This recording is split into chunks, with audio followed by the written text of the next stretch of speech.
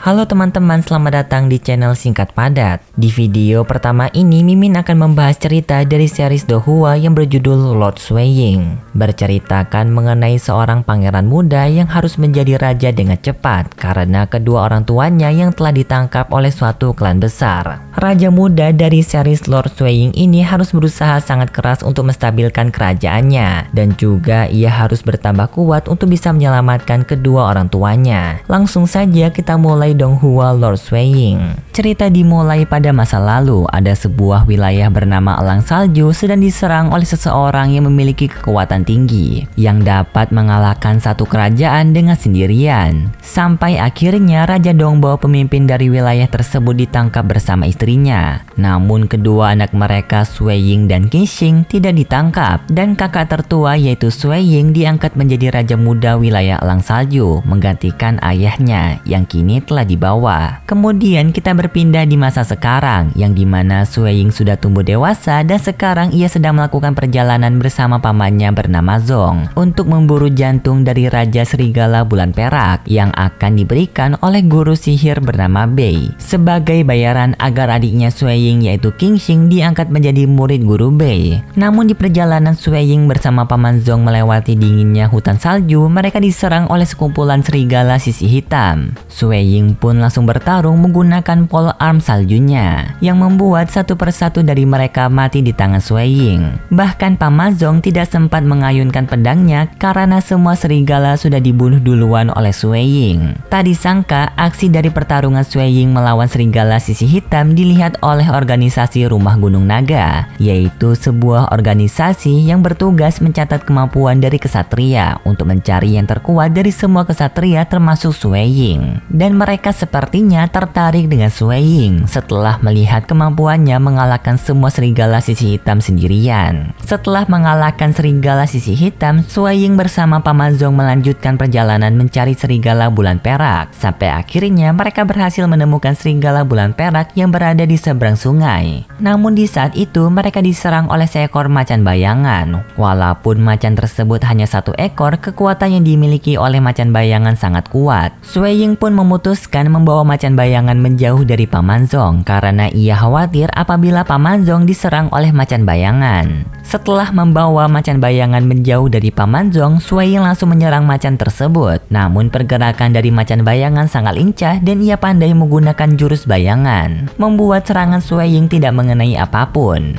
Dan Swaying dihajar habis-habisan oleh macan bayangan sampai membuatnya tidak tersadarkan diri. Namun di saat itu Swaying dengan sekilas melihat bayangan kedua orang tuanya yang membuat Swaying kembali tersadarkan diri, sekaligus kekuatannya meningkat karena semangat untuk menyelamatkan kedua orang tuanya telah membara. Dengan menggunakan teknik khusus, Swaying berhasil membunuh macan bayangan. Namun setelah itu Swaying tidak tersadarkan diri karena tenaganya telah terkuras habis. Untungnya di saat itu paman Zong datang menyelamatkan Swaying. Kemudian setelah Swaying tersadarkan diri, paman Zong memberikan makanan daging bakar kepada Swaying yang berasal dari macan bayangan yang tadi dibunuh oleh Swaying. Di sana paman Zong menyampaikan kekagumannya terhadap Swaying yang telah bertumbuh dengan sangat kuat. Bahkan sepertinya kemampuan Swaying di umur sekarang melebihi kemampuan ayahnya di waktu dulu waktu umurnya sama dengan Swaying. Kemudian setelah mengobrol, mereka berdua membuat rencana untuk mengalahkan Raja Serigala Bulan Perak esok hari. Singkat cerita, pada keesokan harinya pemburuan mereka dimulai dengan mendatangi tempat Serigala Bulan Perak yang dimana mereka membagi tugas. Paman Zong akan melawan kelompok Serigala Bulan Perak biasa, sedangkan Swaying akan melawan Raja Serigala. Dengan kemampuannya pun Swaying berhasil membunuh Raja Serigala Bulan Perak. Kemudian setelah mendapatkan jantung Serigala Bulan Perak, mereka pergi melakukan perjalanan pulang ke rumah, yaitu kembali ke Istana Salju.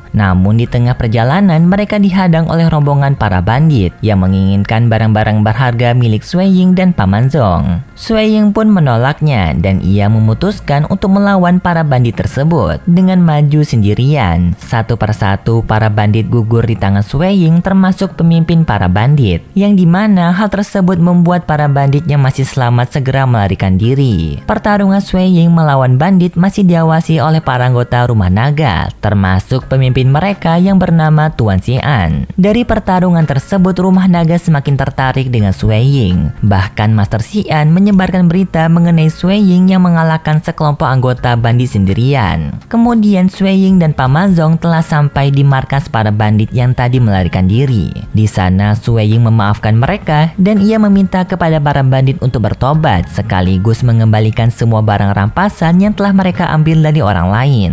Namun di saat itu Sui Ying tiba-tiba saja merasakan energi kekuatannya sangat besar di dekat mereka. Sui Ying yang memiliki firasat buruk segera mengajak Paman Zhong pergi menjauh dari tempat tersebut. Dan ternyata benar, dari balik bukit tempat tersebut ada sebuah makhluk yang sedang mengawasi Sui Ying. Setelah pergi cukup jauh, Sui Ying merasa sudah aman. Sui Ying pun bercerita kepada Paman Zhong kalau ia tadi merasakan kekuatannya sangat besar di tempat tersebut yang membuat Sui Ying merasa takut. Kemudian mereka melanjutkan perjalanan sampai akhirnya Sui Ying bersama Paman Zhong telah sampai di rumah mereka, yaitu Istana Elang Salju. Namun di saat itu mereka kedatangan tamu dari teman lama ayahnya Sui Ying yang bernama Kong Hai. Namun kedatangan Kong Hai memiliki alasan pribadi, yang dimana ia ingin meminta bantuan Sui Ying untuk berbicara kepada Guru Bei agar putrinya yang bernama You Ye diterima oleh Guru Bei sebagai murid. Karena ternyata Kong Hai bersama putrinya telah terlebih dahulu bertemu dengan Guru Bei untuk meminta Guru Bei menerima You Ye sebagai murid. Namun permintaan Kong Hai ditolak. Dan terlebih lagi Kong Hai juga telah mendengar berita dari Sui Ying yang berhasil mengalahkan pasukan bandit sendirian. Hal tersebut membuat nama Sui Ying menjadi tinggi dan lebih terkenal. Permintaan Kong Hai pun diterima oleh Sui Ying. Setelah itu Sui Ying pergi ke taman untuk menemui adiknya yaitu Qingxi yang sedang bermain bersama putri Kong Hai bernama Yu Ye. Di sana Qingxi sangat senang akhirnya bisa bertemu dengan kakaknya. Begitu juga Yu Ye yang ikut menyapa kedatangan Sui Ying. Namun di saat itu tiba-tiba saja Sui Ying diberitahu kalau Guru Bei datang berkunjung ke tempat mereka. Dengan segera Sui Ying bersama Qingxi dan Yu Ye pergi menemui Guru Bei, yang dimana Guru Bei datang dengan ditemani dua muridnya. Di sana Guru Bei memberitahu kalau ia ingin meminta izin kepada Sui Ying untuk tinggal di wilayah Elang Salju karena Guru Bei ingin menghindari keramaian kota sekaligus mencegah para pencuri. Sui Ying pun dengan senang hati menerima kedatangan Guru Bei, yang dimana setelah itu Guru Bei memindahkan tempat tinggalnya dari kota ke lahan kosong yang berada di samping istana milik Sui Ying menggunakan kekuatan pemindahan. Setelah itu Sui Ying berbicara kepada Guru Bei mengenai penerimaan adiknya Qingxi sebagai murid, sekaligus meminta Yu Ye untuk diterima juga atas permintaan Kong Hai yang tadi berbicara kepada Sui Ying.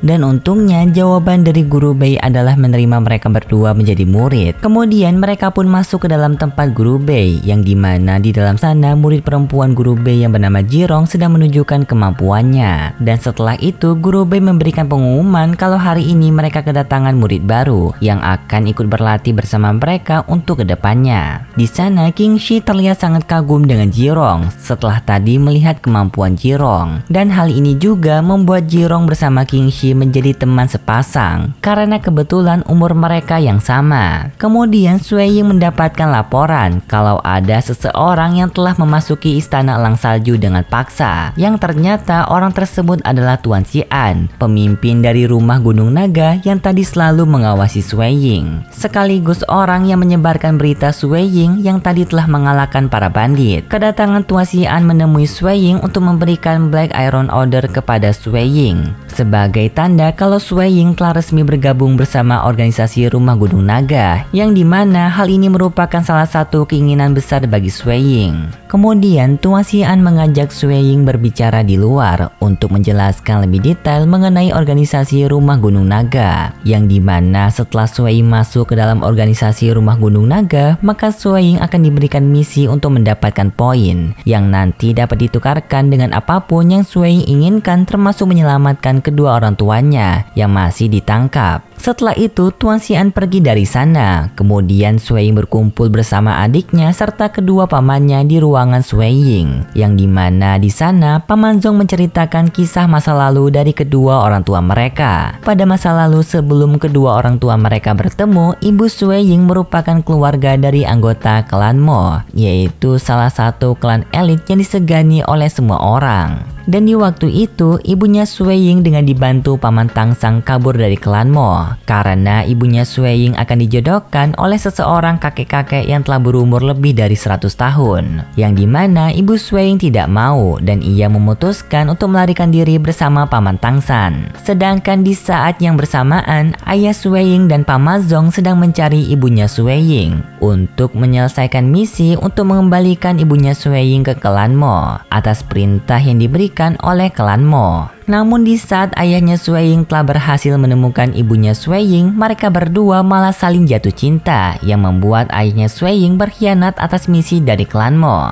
dan justru menikahi ibunya Sueying. Setelah mereka berdua menikah dan menjalani kehidupan keluarga cukup lama, Sueying dan Qingxing akhirnya telah lahir. Namun di suatu hari mereka mendapatkan masalah dari seseorang yang tidak mereka duga, yaitu salah satu keluarga dari klan Mo yang bernama Mo Yanchen, sekaligus kakak dari ibunya Sueying. Ia datang ke istana Elang Salju untuk menangkap mereka berdua karena telah dianggap mengkhianati keluarga Mo. Dan semenjak saat itu ayah dan ibu Sueying tidak pernah terlihat kembali karena mereka berdua telah dikurung dan ayah Sueying mendapatkan hukuman yang lebih berat, yaitu ia disiksa sampai sekarat lalu disembuhkan dan disiksa kembali. Hal tersebut berjalan mengulang terus-menerus sampai hukumannya berjalan 100 tahun ke depan. Sueying bersama Qingxi yang mendengar itu sangat marah dan mereka berjanji akan segera menyelamatkan kedua orang tua mereka, yang dimana mereka berdua akan menjalani latihan masing-masing. Sueying berlatih bertarung dengan pole armnya, sedangkan Qingxi berlatih kekuatan magic, yang sekarang terlihat kalau hubungan Qingxi dan Jirong semakin dekat. Setelah itu, Sueying pergi ke rumah naga untuk bertemu dengan Tuan Xian. Ia menyampaikan kepada Tuan Xian kalau Sueying sudah tidak tahan menunggu kedua orang tuanya yang dikurung terus-menerus oleh klan Mo. Namun Tuan Xian menyampaikan kalau keputusan Sueying terlalu cepat, yang dimana hal tersebut mustahil untuk menyelamatkan kedua orang tua Sueying sekarang. Tetapi Tuan Xian memiliki tawaran yang lebih memungkinkan untuk mengurangi hukuman siksaan dari ayahnya, yaitu apabila Sueying menyelesaikan misi untuk membunuh para bandit di sebuah tempat yang berada di kaki gunung Lengqiong. Karena para bandit dulu yang pernah Sueying kalahkan kabur ke tempat tersebut dan mereka masih melakukan kejahatan. Sueying pun dengan sigap menerima misi itu demi kedua orang tuanya,